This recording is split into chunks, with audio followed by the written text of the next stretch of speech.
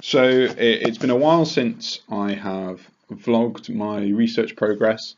I can't remember what I said in the last one, but I found a number of interesting things um, since then, reading a bunch of different books. I finished McCall's Which Trinity, Whose Monotheism. I'm quite impressed by his relating analytic theology to the more continental theology and some of the key figures there, Moltmann, Jensen, Zazulus, and he provides some principles for Trinitarian theology in the future, and they're all, I think, quite well justified. You can find those in the notes. I've now moved on to rediscovering the triune God. If I want to understand where theology, in terms of, well, Trinitarian theology was coming from 30 years ago, I need to have some general understanding of the development of Trinitarian theology throughout Christian history and what influenced people like Moltmann and stuff like that. At the moment, there is Barth and Rana, but prior to that, in the Enlightenment period, I've just been looking at some stuff about Schleiermacher and Hegel and Kant.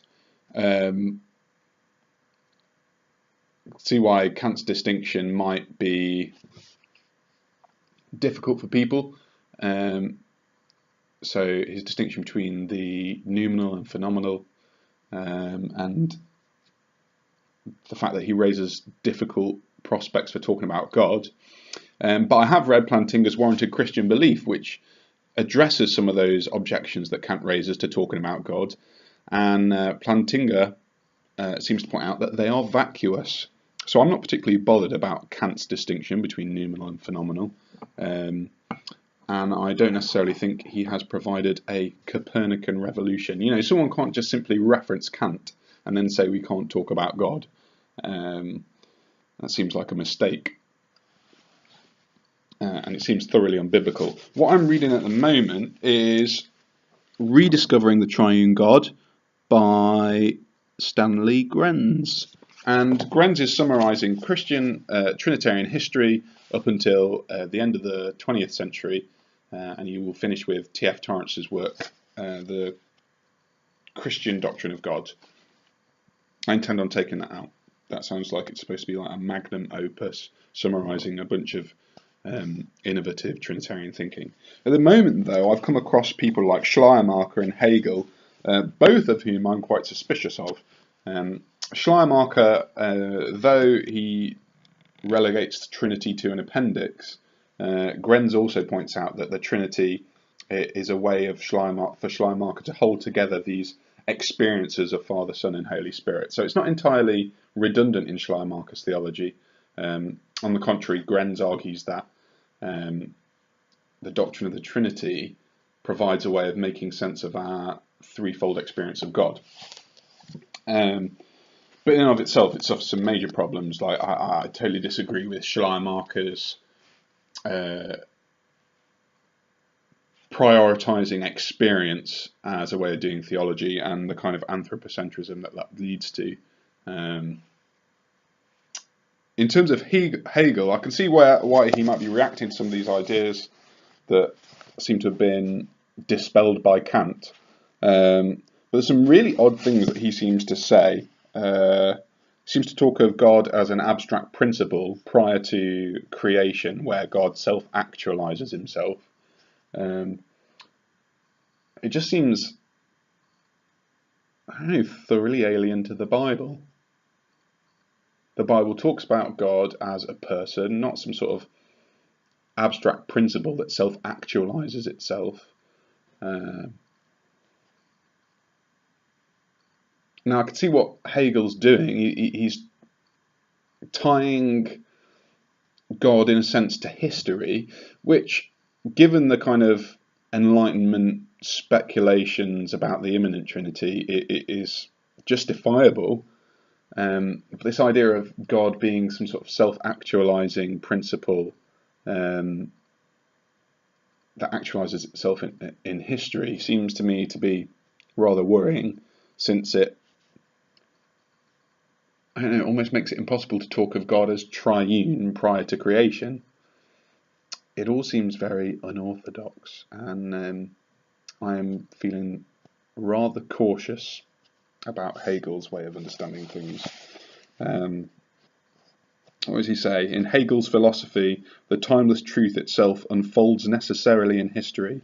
Historical events are not an irrelevant byplay, at best illustrating or dramatizing universal truth, but the inescapable medium in which these truths realize and manifest themselves.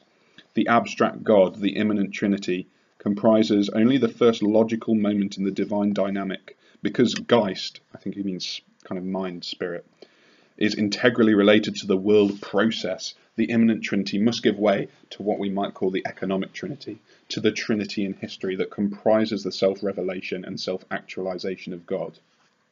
Here, with this quote and stuff, you can kind of see where people like Moltmann, Jensen and Pannenberg, with their emphasis on God as revealed in history, might be echoing their Hegelian roots. I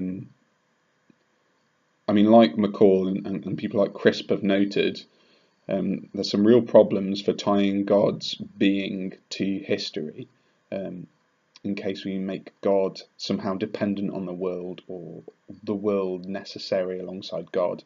So there's some really slightly odd, unorthodox approaches in these peeps.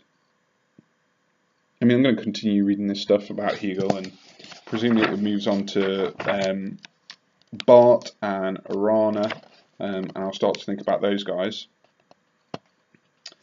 But I can see why a lot of 20th century theology might have been thrown off by these odd philosophies, they seem to me. I'm not a Hegelian, can you tell?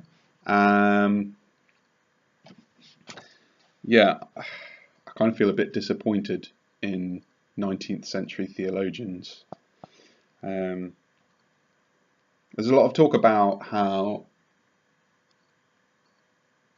Trinitarian theology wasn't given its proper place in the Enlightenment period, and that's certainly true.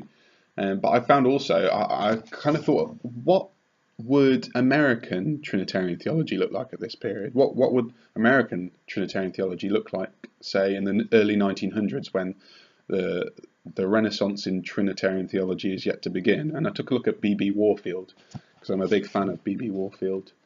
And he's written articles on the Trinity in an orthodox manner, in a way that emphasizes its soteriological and ecclesiastical importance.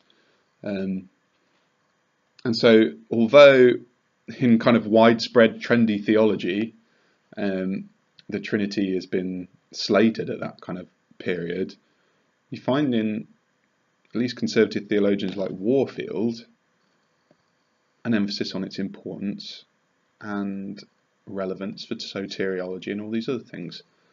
And I kind of guess the distinctive thing that I see in Warfield is a commitment to biblical truth and understanding the tradition, which isn't necessarily what I see in the other theologians of that period, with their emphasis on experience and reason. I mean, reason and experience are both important, but I think B.B. Warfield is much more on the right lines than these guys, with his emphasis on biblical truth. So there we go. I'm going to carry on reading some of this, read some more about Barth and Rana and Hegel and all that kind of stuff, and then eventually come to perhaps a better contextual understanding of people like Moltmann and Pannenberg when I get to their material, which is what I'm going to take as some definitive texts from that period, and then look at how theology has developed since then. Peace out.